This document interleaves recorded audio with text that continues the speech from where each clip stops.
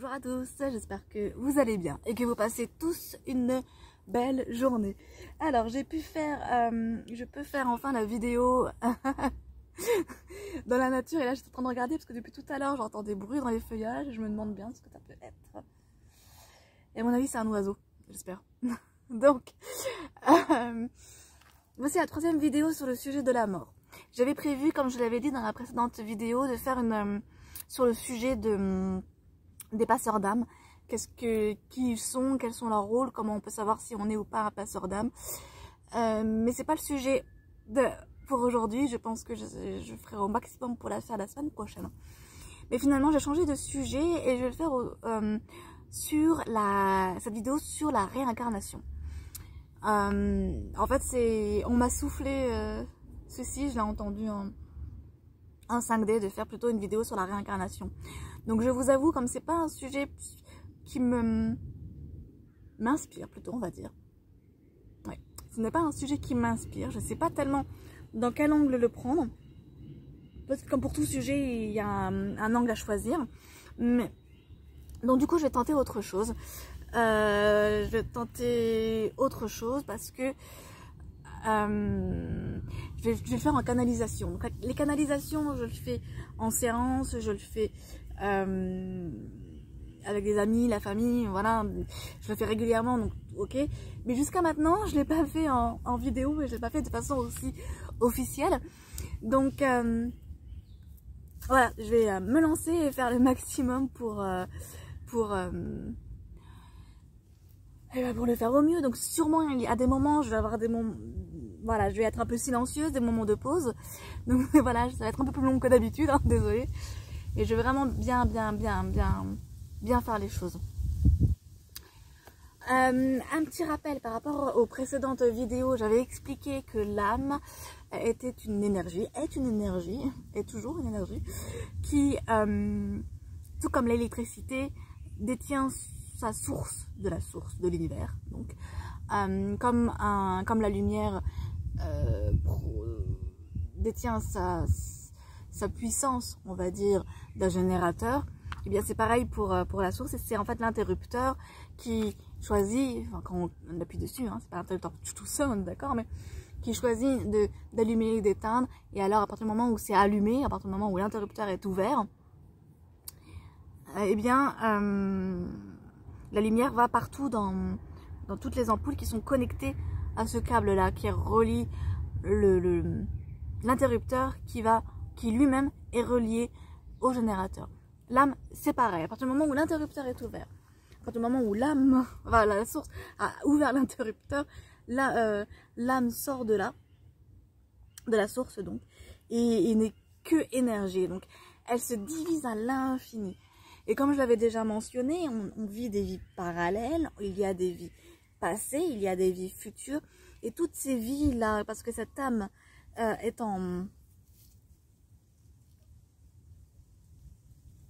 se divise à l'infini, donc elle est partout à la fois, si vous voulez, eh bien, elle vit toutes ces expériences. Et l'âme est au final le condensé de ces expériences-là. Elle est le condensé de ces expériences-là au final. Et dans le sujet de la réincarnation, c'est justement ça qui est super passionnant, en tout cas personnellement je trouve, dans le sens où on vit cette vie-là aujourd'hui, dans ce corps-là, de façon consciente, dans la matière, pour les raisons dont que j'ai déjà expliqué dans les précédentes vidéos, où le but est de pouvoir monter en vibration, de pouvoir comprendre aussi autrui, et de pouvoir en fait jouer tous les différents rôles et ainsi comprendre autrui. Donc du coup c'est dans ce sens-là plutôt. Et c'est ça qui fait la magie au final de la vie et de l'âme. Mais la réincarnation, en fait, c'est l'idée de dire que lorsque le corps se meurt, l'âme donc quitte ce corps, elle va remonter à la source. En tout cas, nous on dit remonter parce qu'on préfère s'imaginer la source au niveau du ciel, au niveau de l'univers, donc au-dessus de nos têtes. C'est dans notre représentation à nous, humaine. Donc elle va remonter dans notre représentation au niveau de la source de l'univers. Et là, du coup, elle va se retrouver à la source entre deux vies. Et en hypnose spirituelle, c'est ce qu'on appelle justement l'entre-deux-vie. Quand on fait venir le client dans cet endroit-là de l'entre-deux-vie pour ensuite aller visiter une vie passée. On peut aussi aller voir une vie future, d'ailleurs. Et c'est là que c'est intéressant. Parce que dans l'entre-deux-vie, même le reste est intéressant en fait, mais c'est là le sujet de la discussion de la vidéo, hein. C'est que dans l'entre-deux-vie, c'est là que on retrouve notre famille d'âme, qu'on retrouve les âmes avec lesquelles on a déjà beaucoup expérimenté et qu'on connaît, dont on connaît les codes et qui vont nous faire du bien. Il y a le brebis à côté qui parle. On les retrouve à ce moment-là. Et en fait, il y a, comme j'avais déjà dit, un nettoyage qui se fait. C'est ça qui est super beau dans l'univers, c'est que quand c'est à une âme d'être nettoyée, eh bien, elle est accompagnée de plein de différents degrés d'énergie, de degrés vibratoires différents. Parce qu'au final, les énergies, ce sont des degrés vibratoires différents. Quand on pense à des archanges, à des anges, ou quand on y croit, on est d'accord, hein, à des archanges, à des anges, à des maîtres ascensionnés, ce sont des taux vibratoires qui sont différents. Au final, au niveau de la matière, ce sont des énergies qui ont tous une densité différente. Ce qui leur donne un nom que nous, on leur donne nous-mêmes pour avoir une clarté de sens. Ah oui, c'est bon, j'étais bien en train d'enregistrer, je me posais la question. Et en fait, quand une âme a besoin d'être guérie, d'être nettoyée ou de support, eh bien, elle est toujours entourée de plein d'énergies différentes, de plein de taux vibratoires différents. Et lorsque c'est elle qui est à son tour réparée, eh bien, et qu'elle rencontre une âme qui à son tour en a besoin, une énergie qui à son tour en a besoin, eh bien, à son tour, elle va aider. Et c'est vraiment à la source, avec toute cette énergie d'amour, toute cette vibration d'amour, c'est vraiment cette idée de partage, d'entraide et d'échanges au final qui se font. Et enfin, je le redis encore, je trouve ça juste très très très super magique en fait, tout simplement.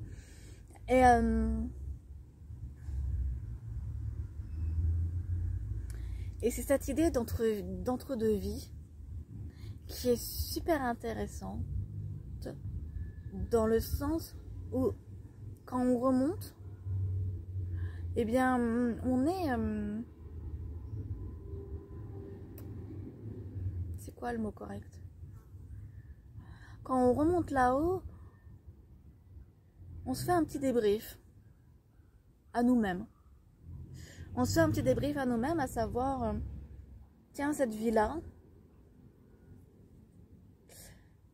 est-ce que j'ai fait ce que j'avais envie de faire? Est-ce que j'ai expérimenté ce que j'avais envie d'expérimenter? Est-ce que je suis satisfait ou satisfaite de cette vie-là au final? Ou est-ce qu'au contraire, j'aurais pu mieux faire? Comme je l'avais déjà dit, je ne crois absolument pas à la représentation du Saint-Pierre tout blanc, tout blond, avec sa barbe blanche, vraiment, ça fait vraiment très suprématie, mais c'est pas grave. J'y crois absolument pas, parce que il n'y a que nous et nous-mêmes pour nous juger au final. Et toutes ces peurs, toutes ces craintes, toutes ces choses qu'on ressent à l'intérieur de nous, dans notre incarnation, dans notre corps, et qu'on ressent justement grâce à notre corps, justement, c'est parce qu'on a notre corps qu'on peut ressentir tout cela et qu'on peut beaucoup plus le comprendre après avec l'âme, parce que quand on revient avec l'âme, on revient avec tous ces souvenirs en fait de la vie passée. Eh bien, il y a une personne qui passe. Et justement, c'est cette idée-là de se dire que c'est nous-mêmes et seulement nous qui sommes nos propres... on peut être notre propre démon, on peut être notre propre ange, je vais y arriver. Et d'ailleurs, cette représentation, vous savez, quand vous avez le démon, l'ange, voilà, c'est assez marrant. Enfin, c'est clairement ça, parce que en fait, ils sont à l'intérieur de nous.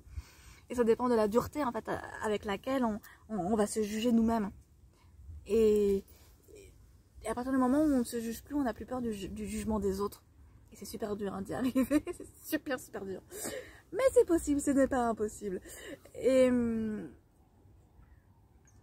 c'est ça, quand on est dans ces entre-deux-vies, on se retrouve chez nous. Déjà, on se retrouve chez nous à la source. On se retrouve à l'origine du grand tout au final. Et c'est le fait de s'y sentir vraiment bien qui nous permet justement de pouvoir plus facilement progresser et de faire un récapitulatif à nous-mêmes de la vie passée. Et de pouvoir savoir, ok, la prochaine vie, qu'est-ce que je veux maintenant? Qu'est-ce que j'ai envie d'expérimenter? Qu'est-ce qui me manque? Est-ce que j'ai déjà expérimenté le rôle de bourreau? Tiens, je ne sais pas ce que c'est que de faire du mal. Eh bien, la Terre est le meilleur endroit pour expérimenter cela, bien entendu. Et d'ailleurs, les personnes qui ont très peu de vie sur Terre, on les reconnaît très facilement à une grande sensibilité. Il y a une profonde incompréhension de la race humaine. Là où les personnes qui ont plus de vie sur Terre, mais qui sont quand même hypersensibles, comprennent foncièrement pourquoi l'humain fait ça, au fond d'eux. Il y a une différence entre les personnes qui, finalement, viennent des étoiles, ce qu'on appelle aussi les starseeds, et ceux qui viennent de la Terre, qu'on appelle les gardiens de la Terre. Donc il y a les gardiens des étoiles, les gardiens de la Terre. Il y a Vénusia qui explique ça aussi dans sa dernière vidéo que j'avais partagée sur mon compte. Mais je m'éloigne de mon sujet, qui est que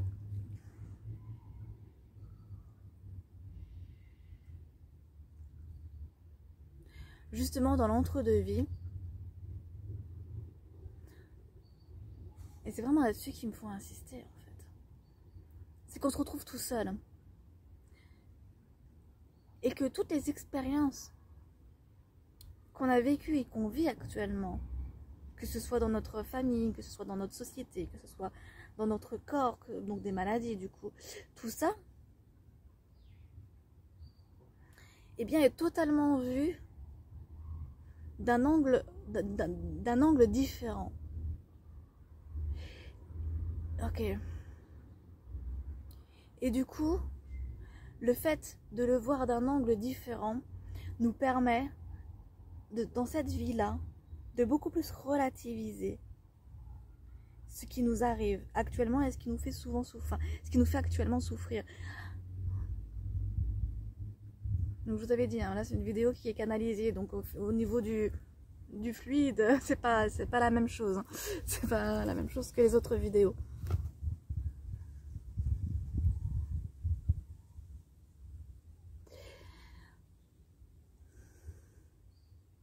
Je pense que cette vidéo va toucher beaucoup de personnes qui sont actuellement en souffrance. Soit en souffrance dans leur corps, soit en souffrance dans la société actuelle, soit en souffrance dans la... un peu moins dans leur famille, c'est possible, un peu moins, mais c'est beaucoup plus dans leur corps ou dans la société actuelle, j'ai l'impression. C'est beaucoup plus ces personnes-là qui sont visées parce que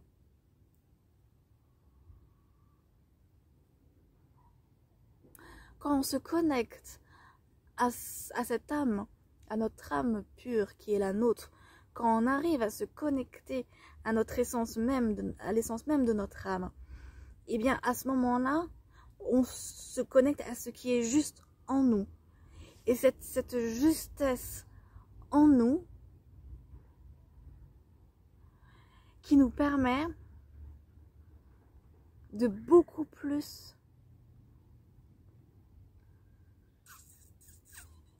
accepter les expériences que l'on vit actuellement. Et quand on accepte l'expérience douloureuse qu'on est en train de vivre actuellement, lorsqu'on l'accepte, eh bien on la lâche. On est beaucoup plus dans le lâcher, dans l'acceptation. Oui, dans l'acceptation, quand on accepte, on est dans l'acceptation, on est d'accord, mais dans le lâcher. Et donc du coup, on quitte la résistance. Et quand on quitte la résistance, on peut alors à ce moment-là laisser rentrer et faire appel à des choses bonnes, à des choses juste qui viennent à nous. Tant qu'on est... Et je crois que c'est ça le but de la réincarnation. Tant qu'on est dans le mental, dans le contrôle, dans le je comprends pas ce qui m'arrive, pourquoi est-ce que cette expérience, pourquoi est-ce que je vis ça actuellement, pourquoi cette chose-là me vient comme ça à moi en plein visage, je souffre, j'ai mal, je suis dans la douleur, tant qu'on est en fait dans cet état d'esprit vraiment bas, négatif, eh bien on a du mal à voir au final ce qu'il y a de beau derrière. Et là, ce que je vais dire, là, c'est plus moi qui le parle que la canalisation, mais dans toutes les expériences que j'ai pu vivre, malheureuses et douloureuses, j'ai toujours constaté qu'il y avait derrière quelque chose de beau qui m'était offert.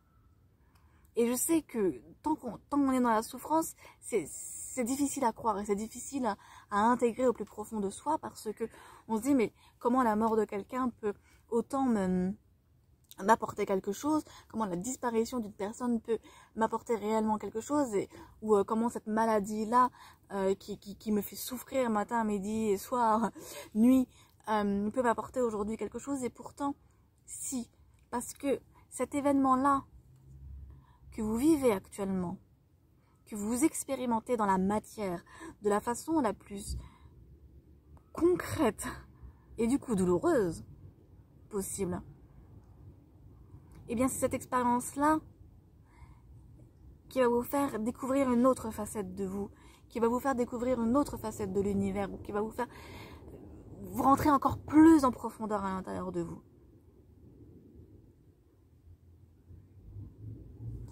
Je regarde juste si c'est juste.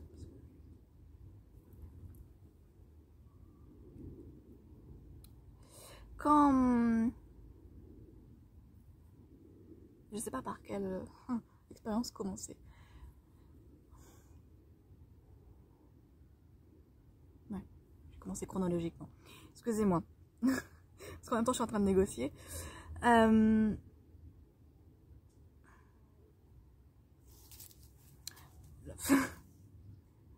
Lorsque... Nico. Attendez, je mets en attente parce qu'il y a personne qui passe. Voilà. Lorsque j'étais hospitalisée, de ma naissance à mes 3 ans et demi, à peu près,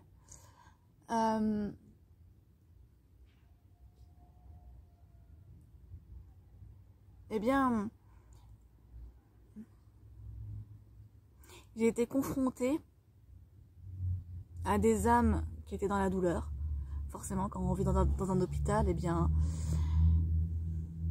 il n'y a pas que des âmes très heureuses dans un hôpital, clairement. Clairement. Et j'ai été confrontée à ces âmes-là. J'ai été beaucoup entourée de ces âmes en perdition, au final, qui étaient dans des énergies très très basses. Et cette expérience-là m'a permis d'être réellement et profondément en contact avec des âmes qui connaissent... Désolée. Avec des âmes qui connaissent la colère, qui connaissent la peur, qui connaissent la douleur. Et de vraiment les comprendre. Lorsque j'étais enfant, j'avais tout ça encore en moi. J'avais toute cette colère, toute cette douleur, toutes ces choses que j'avais accumulées même pour moi, dans moi-même. Ça venait pas que des autres, ça venait aussi de moi et de mon expérience. Et ayant connu tout ça, j'ai moi-même été très souvent très méchante, mais vraiment méchante, à blesser les gens tellement il y avait de la souffrance. Ensuite, j'ai perdu mon père. Ensuite, là, ça m'a déjà mis vachement à ma place, vachement. Ça m'a fait relativiser beaucoup de choses. Et plusieurs années après, donc l'année dernière, j'ai avorté. Et là, j'ai compris, enfin, après toutes ces expériences, j'ai enfin compris que j'avais peut-être un rôle à jouer avec la médiumnité, avec avec la médiumnité, avec les morts, avec devenir thérapeute. J'ai enfin accepté ça. Il a vraiment fallu que j'aille jusqu'à un avortement pour comprendre ça, justement. Un avortement qui, rappelons-le quand même, c'est quand même un corps, hein, même si je suis pour l'avortement, c'est pas la question ici de pour ou contre, c'est la liberté de la femme. Moi-même fait, je ne pourrais absolument pas dire l'inverse. Mais c'est quand même un corps qu'on fait mourir à l'intérieur de soi, en fait. Donc c'est un acte assez terrible à vivre pour l'âme qui est avortée, mais aussi à vivre pour la femme qui avorte. Peu importe le contexte autour. L'acte en lui-même est très, très, très douloureux à faire. Et donc tout ça pour dire que lorsque je me suis enfin ouverte à ce monde-là de l'invisible, il y a eu plein de personnes qui se sont mises sur mon chemin, qui m'ont expliqué en fait comment gérer ces dons, comment gérer toutes ces capacités et qu'est-ce que j'ai à en faire et qu'est-ce que c'est exactement le monde de l'invisible. Et là, en pleine face, sont revenus plein de démons, là je parle des faces de moi, des facettes de moi, les plus moches, quoi, vraiment les plus... on n'a pas envie de les rencontrer en face, quoi. Et à quel point je pouvais, lorsque j'étais dans la douleur, à quel point je pouvais être méchante et vraiment odieuse, vraiment méchante. Et une fois, j'étais en thérapie avec ma kinésiologue qui est juste géniale et que j'embrasse si elle regarde. Eh bien, je lui avais dit, mais tu te rends compte comment c'est possible de devenir thérapeute, de faire ce genre de métier, d'aide à la personne, de parler avec des âmes, de faire... Oh, il y a mon chien qui fait bouger la caméra. Tac. De faire... de travailler dans ce milieu-là, au final, de se dire, je suis une femme spirituelle. Et derrière, avoir cette colère, cette méchanceté au fond de soi, mais comment c'est possible en fait parce que je pars du principe que dans ce genre de métier-là, dans ce genre de pratique au pluriel, eh bien, il est important d'être clean, voilà, pour faire les choses dans la blancheur, il est important d'être clean. Et quand je parle de blancheur, je parle de lumière, de pureté, ok. Et là, elle m'a dit, mais Marion, et j'ai adoré ce moment-là. Elle me dit, Marion, tu te rends compte que le fait d'expérimenter le mal, le fait de l'avoir vu, de l'avoir vécu, parce qu'il y a aussi une étape de ma vie que j'ai pas mentionnée parce que j'ai pas envie d'en parler ici, mais le fait d'avoir été en même temps victime, le fait d'avoir toi-même été le bourreau voilà, de tes victimes, eh bien,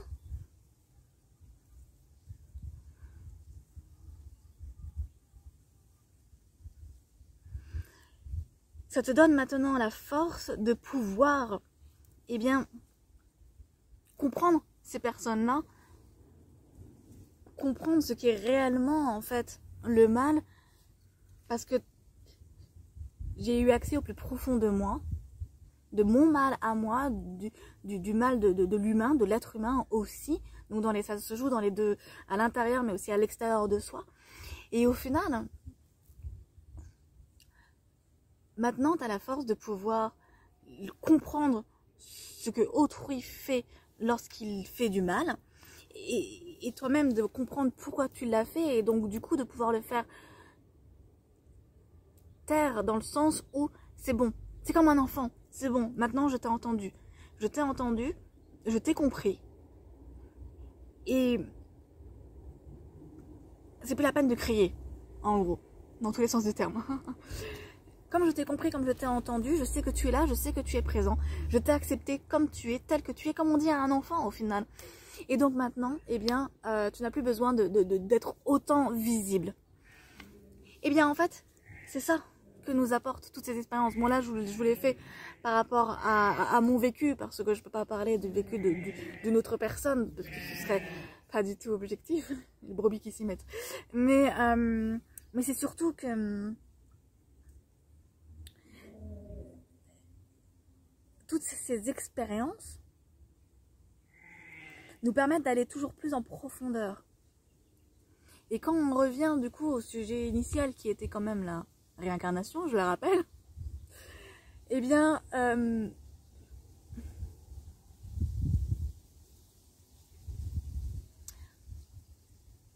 tout est remis en perspective. À partir du moment où on sait qu'on a plusieurs vies, que dedans, on a des contrats avec des personnes, que durant l'entre-deux vies, qu'on fasse des pactes, des contrats d'âme avec d'autres âmes, en disant ok, toi tu seras mon mari, toi tu seras ma femme, toi tu seras mon enfant, tu seras ma soeur, mon frère, peu importe. Et qu'on se mette d'accord en fait dans les grandes lignes, bien entendu on n'écrit pas toute l'histoire, mais dans les grandes lignes de toi tu vas jouer tel rôle parce que j'aimerais bien apprendre ce que c'est que de ne pas être une femme respectée, ou j'aimerais bien apprendre ce que c'est que d'être une maman épanouie. Là je donnais des exemples de femmes, c'est pareil pour les hommes, peu importe, hein. C'est pas une question de sexe en plus. D'ailleurs en parlant de sexe, on choisit aussi le corps qu'on a. Le corps, on choisit d'être un homme, d'être une femme, de façon à vraiment pouvoir intégrer ce féminin et ce masculin sacré. Parce que même si à l'intérieur de nous, on a tous une part de féminin et on a tous une part de masculin,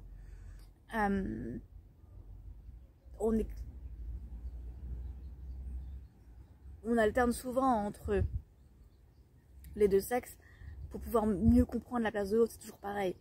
Même si j'ai remarqué que généralement quand une âme a une préférence pour un sexe, il le reste plus souvent, même si parfois il va aller de l'autre côté pour pouvoir expérimenter de temps en temps, mais généralement on a aussi quand même nos préférences par rapport à notre énergie. On a quand même plus parfois du féminin qui est développé, ou alors du masculin qui est développé. Ça c'est ce que j'ai observé pendant mes différentes expériences, mais bon. Et au final, eh bien, quand on voit le but qui est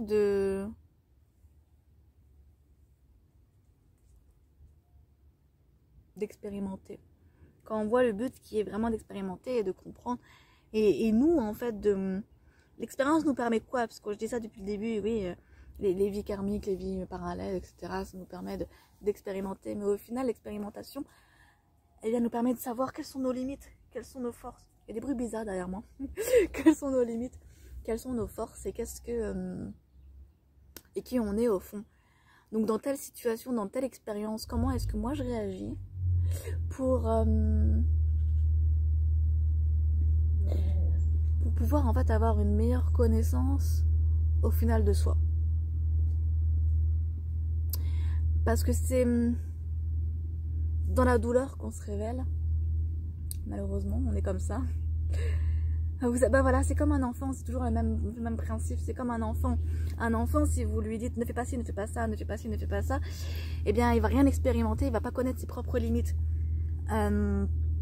Il va pas savoir ce qui est bon, ce qui n'est pas bon, parce que il va seulement le savoir à travers le prisme de son parent ou de ses parents, peu importe. Mais tant qu'il n'a pas expérimenté par lui-même, eh bien, il va pas se connaître lui-même. Donc c'est pour ça que c'est important pour un enfant d'expérimenter, de lui dire ok, tu peux faire ça, et par contre fais attention à ci, à ça. Et c'est lui-même qui va... Et c'est surprenant de voir à quel point un enfant est agile, et quand il sait eh bien où sont les dangers potentiels, il va... Et qu'il le fait aussi surtout en toute... pas en toute transparence, mais en toute conscience, eh bien il va savoir lui-même comment... Il va savoir lui-même... Il y a du monde qui passe. Il va savoir lui-même comment réagir, agir de façon à se protéger. Et il sait se protéger tout seul en fait. Un enfant c'est très bien se protéger tout seul quand à partir du moment où il a les clés pour le faire.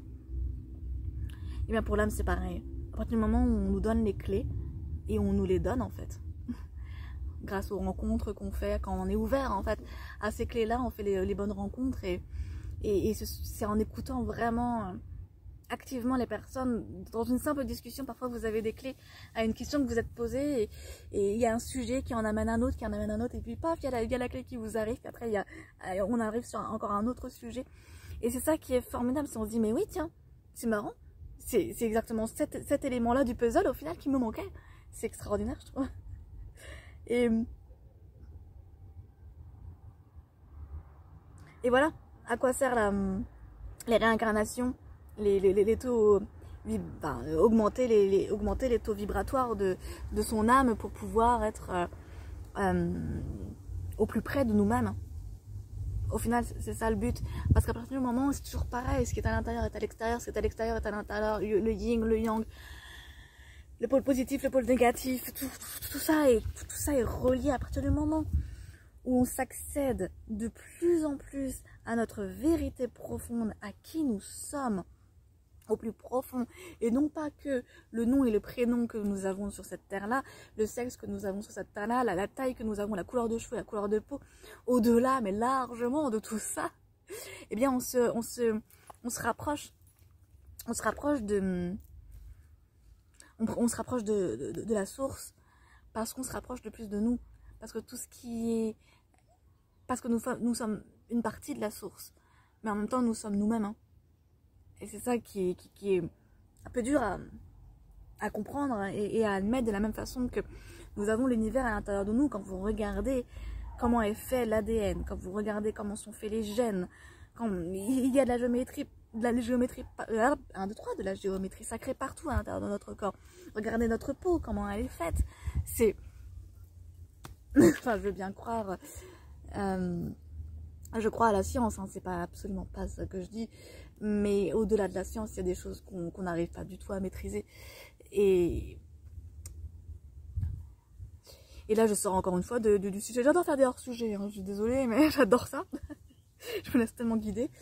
Mais pour en venir à la réincarnation, à ces entre-deux vies-là, le fait de comprendre que tout est relié, que toutes les vies passées, les vies actuelles, les vies futures, elles sont toutes interconnectées, toutes.